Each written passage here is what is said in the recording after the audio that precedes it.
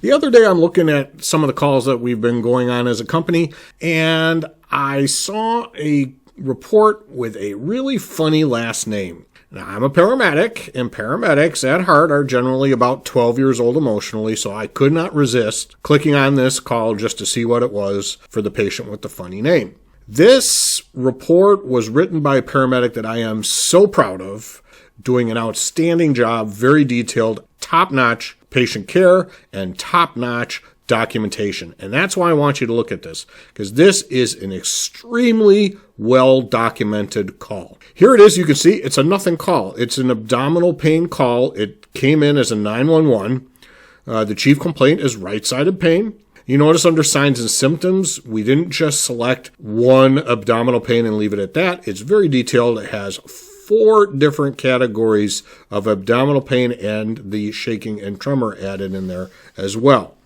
And here's the initial assessment on the patient. A lot of good notations. You have a notation here about the breathing and a good description of the pain.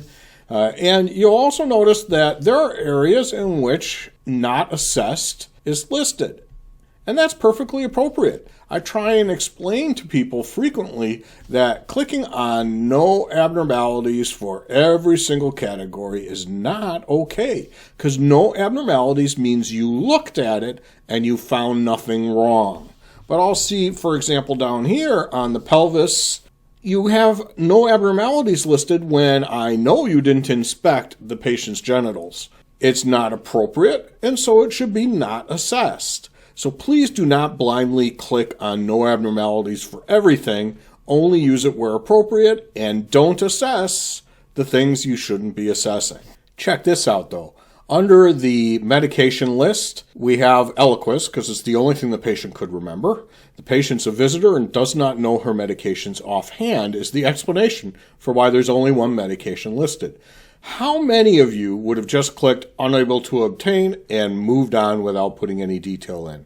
You need to explain why you're unable to obtain it, because that's important. Could the patient not tell it to you, or did you just choose not to ask the questions? Look under the history. Family and patient are poor historians. This is all they know. Again, instead of just saying unable to obtain, I got nothing on this person, there's detailed description of why you're going to walk into that ER not knowing very much about this patient. Vital signs are fine. The 3 leads are fine. Take a look here, though. We did a 12 lead on an abdominal pain. We remembered that, particularly in elderly women, cardiac issues can present atypically. And so even though it's an abdominal call, perhaps we should get a 12 lead done out of the way. That's fantastic.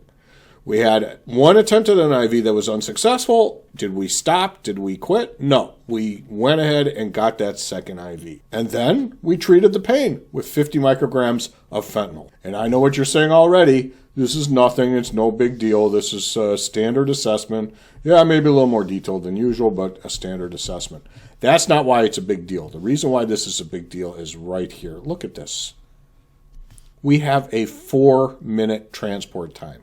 All this detail, the 12 lead, the starting the IV after missing one time, giving the fentanyl, all this was done when you're 4 minutes down the road from the hospital. She got a lot of work done and a lot of assessment done, even though she was only 4 minutes from the hospital.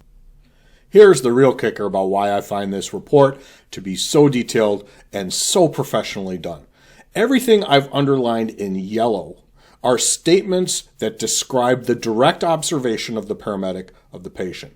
She's holding her right side and breathing shallowly due to the pain. She's visibly in pain. The patient's pain outwardly appears severe as she grimaces the whole way and is still not taking full breaths. Those are fantastic observations. That really paints a picture of what the patient is doing in order to exhibit the signs and symptoms that were listed.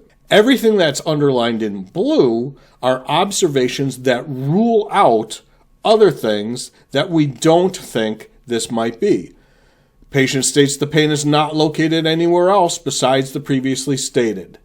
The patient states she has her appendix and she denies issues with her gallbladder. How detailed is that? Fantastic observations. And everything in green is kind of the fill-in-the-blank stuff. Why don't we know everything we might know about this patient? All of that is explained with the statements that are underlined in green. States that she goes for a treatment every Wednesday at St. Luke's Outpatient for anemia. She's only able to tell that they always start an IV. Patient states she has a pacemaker and takes Eliquis, does not recognize the term AFib, but this is most likely not new based on the Eliquis and the fact that she has a pacemaker. Just outstanding observations.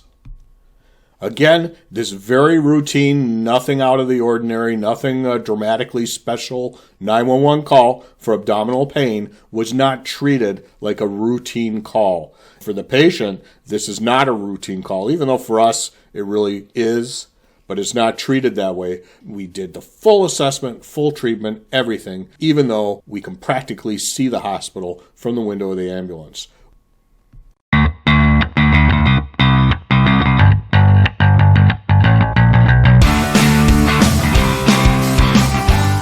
Aha!